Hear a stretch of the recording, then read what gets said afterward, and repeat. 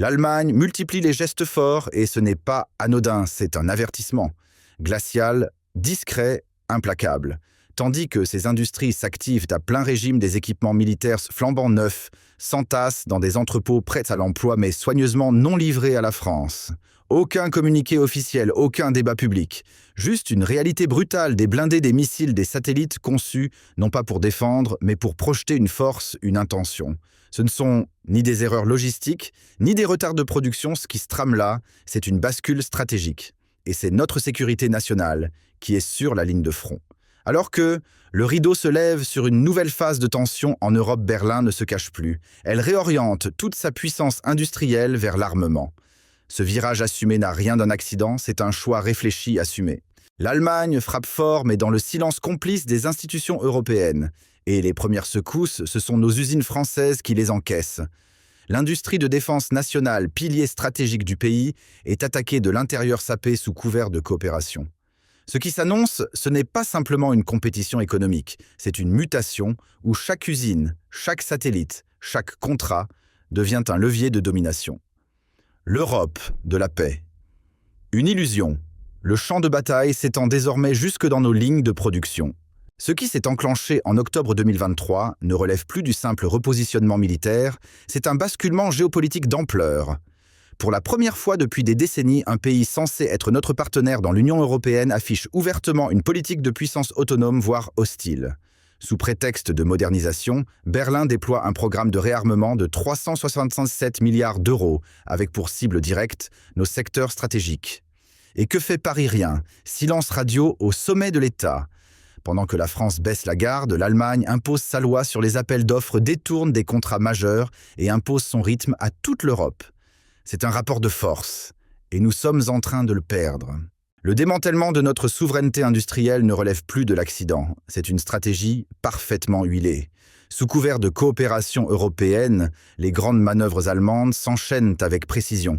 En coulisses, Berlin verrouille les chaînes d'approvisionnement, pousse ses champions industriels dans toutes les brèches laissées ouvertes par l'inaction française. Aucun discours, aucune annonce, juste des transferts technologiques, des usines déplacées, des contrats arrachés en silence. Cela fait des décennies que la France incarnait l'excellence dans l'aéronautique et la défense. Et pourtant, c'est sous nos yeux qu'un système entier bascule, orchestré par ceux-là même qui prétendent être nos alliés. Et pendant que l'Allemagne déroule sa stratégie de puissance, la France, elle cède du terrain. À Vernon dans l'Eure, un moteur spatial emblématique, le Vinci conçu et testé en France a été transféré en catimini vers l'Allemagne. Oui, vous avez bien entendu, des centaines d'emplois supprimés, un savoir-faire unique balayé, le tout sous l'étiquette trompeuse de « projet européen ». En réalité, c'est une délocalisation déguisée, une perte sèche de souveraineté technologique. Ce n'est pas une anecdote industrielle, c'est une preuve de plus que le prétendu couple franco-allemand n'est qu'un mirage, il gagne, nous perdons. Et chaque recul affaiblit un peu plus notre capacité à défendre la France de demain. Ce qui devait être un modèle de coopération européenne devient un cauchemar stratégique pour la France. Des projets entiers conçus par des ingénieurs français, que ce soit dans le spatial ou la défense, sont aujourd'hui vidés de leur substance au profit de nos voisins allemands. On maquille ça en mutualisation des ressources. Mais en réalité, nos compétences sont siphonnées. Nos innovations sont réétiquetées Made in Germany. Le SCAF, ce programme d'avions de combat censé unir nos forces, déjà fracturées par les ambitions industrielles de Berlin. Résultat, humiliation diplomatique, marginalisation technique et un pas de plus vers la perte de contrôle sur notre avenir militaire.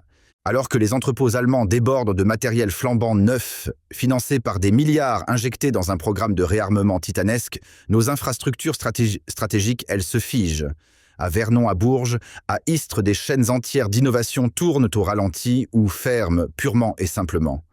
La France, incapable de rivaliser sans soutien ni vision claire, assiste impuissante à la fuite de ses talents, de ses brevets, de son avenir.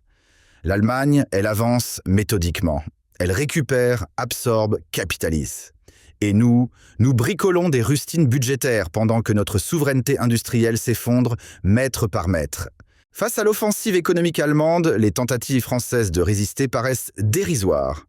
Même lorsque Paris propose des coopérations industrielles, elles sont systématiquement détournées ou vidées de leur substance. Chaque programme commun devient une occasion pour Berlin de renforcer ses positions pendant que nos ingénieurs, nos brevets, nos innovations sont marginalisés. Le déséquilibre est profond, ce n'est plus une rivalité, c'est une absorption lente, presque invisible mais redoutablement efficace. Ce basculement silencieux dans les rapports de force européens annonce une fracture durable, et si rien ne change, la France risque d'être reléguée au second plan de la stratégie continentale. Pendant que Berlin étend son influence sur l'ensemble du secteur militaire européen, Paris recule et l'écart devient abyssal.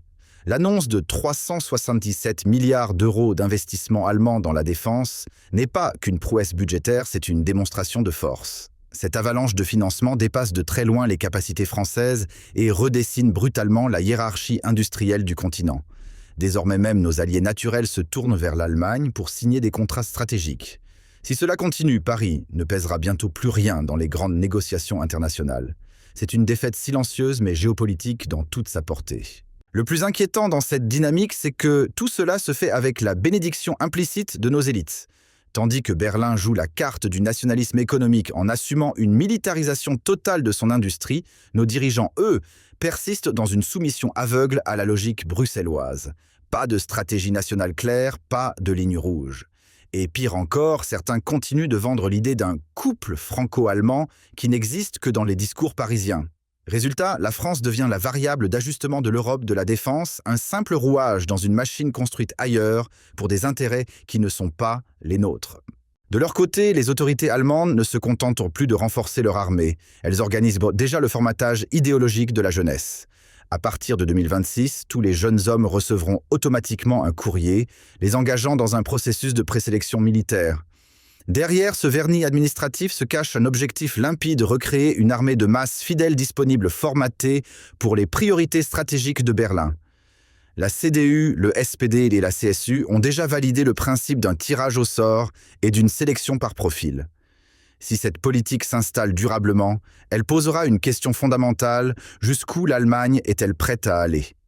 Et à quel moment la France décidera enfin de réagir ?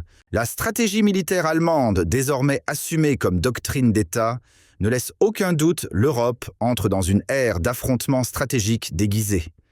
Loin de la fiction diplomatique, la réalité montre une Allemagne prête à capter l'influence technologique, financière et symbolique laissée vacante par une France affaiblie. Chaque contrat décroché par Rheinmetall, chaque satellite lancé à l'abri des radars européens renforce leur emprise. Il ne s'agit plus simplement de production d'armes, mais de domination systémique. Une puissance industrielle qui se militarise à nos portes sans opposition, c'est une alerte rouge.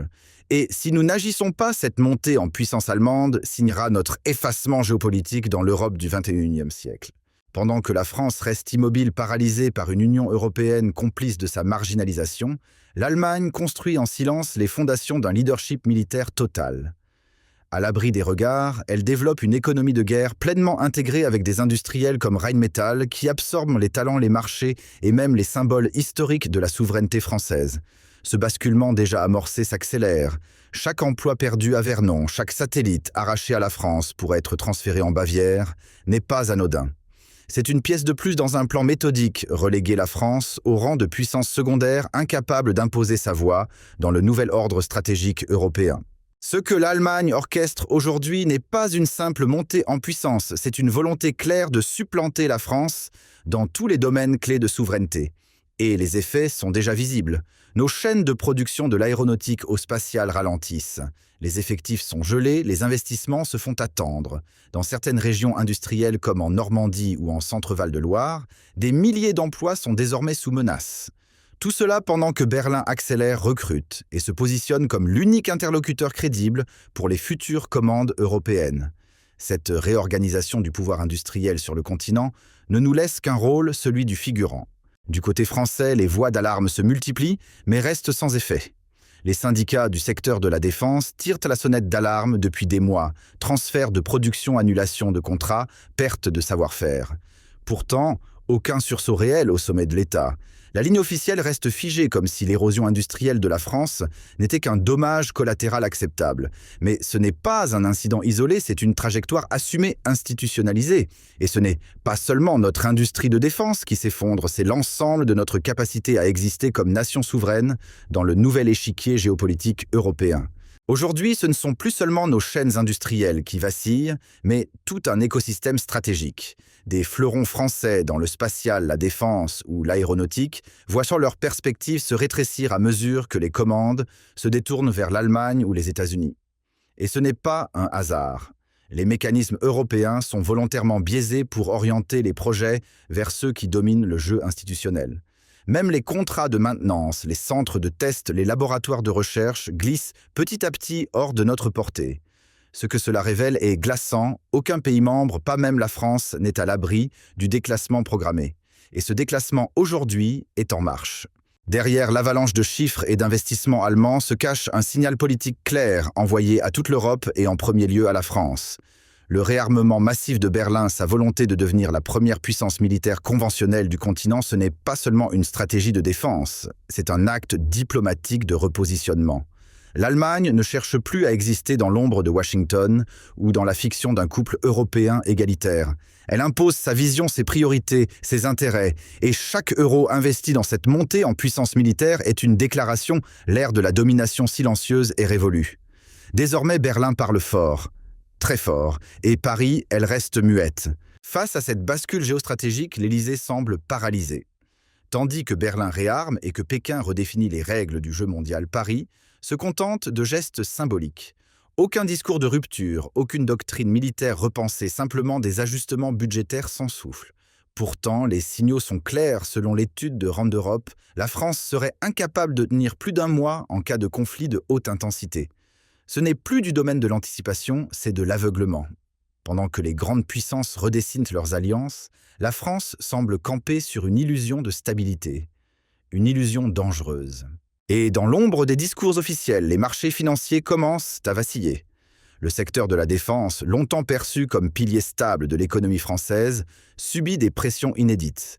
Les grands groupes cotés sur le CAC 40 voient leur valorisation fragilisée par le spectre d'une incapacité militaire. Les investisseurs étrangers s'interrogent, peut-on encore parier sur une armée incapable de se projeter dans la durée? À Londres, Francfort ou New York, les analystes réajustent leur modèle. Ils tiennent compte d'un facteur nouveau, la vulnérabilité stratégique de la France face à une guerre prolongée. Et cette vulnérabilité est en train de devenir un paramètre d'investissement. Le danger ne s'arrête pas aux frontières militaires. L'écosystème industriel français pourrait être profondément bouleversé. Si la France venait à être entraînée dans un conflit prolongé, ses fleurons technologiques et industriels pourraient vaciller. Plus de 200 000 emplois dépendent directement ou indirectement des chaînes de production stratégiques liées à la défense et à l'exportation. En cas de paralysie logistique ou de rupture des alliances commerciales, c'est toute une économie qui vacillerait. Car dans une guerre moderne, ce ne sont plus seulement les tranchées de roses qui tombent, ce sont les usines, les brevets et les emplois. Et pour une nation comme la France, la perte de souveraineté économique serait un effondrement silencieux, mais irréversible. Si la désorganisation militaire actuelle persiste, les conséquences ne seront pas immédiates, mais elles seront inéluctables. Ce ne sont pas des bombes qui tomberont en premier, mais des feuilles de licenciement. Les chaînes d'approvisionnement stratégiques vont se gripper, les budgets de modernisation seront gelés et les plans de recrutement suspendus. Sindai. Et avec cela, la France pourrait perdre l'un de ses derniers leviers d'indépendance, son industrie de défense. Mais cette fragilité va bien au-delà du champ militaire. C'est un avertissement global pour toute l'économie française si l'État ne parvient plus à se projeter militairement, qui investira encore dans son avenir industriel, énergétique ou technologique. Une guerre ne se gagne pas seulement avec des soldats, elle se gagne aussi avec des machines, des usines et des alliances stables. Il ne s'agit plus simplement d'une crise conjoncturelle ou d'un désaccord commercial. Ce qui s'ouvre sous nos yeux, c'est un nouveau chapitre de la confrontation globale où chaque décision devient un mouvement stratégique. La scène mondiale n'est plus gouvernée par la coopération mais par la méfiance. Et dans cette logique, la France n'est pas spectatrice, elle est exposée. Ses faiblesses logistiques, sa dépendance technologique, ses stocks réduits, tout cela constitue une brèche dans laquelle une puissance hostile pourrait s'engouffrer. Ce qui se joue aujourd'hui, ce n'est pas seulement l'avenir des contrats ou des budgets de défense, c'est la place même de la France dans l'ordre mondial. Car dans ce jeu de domino géopolitique, chaque panne de ravitaillement, chaque retard de production, chaque rupture d'alliance devient une menace silencieuse et potentiellement fatale.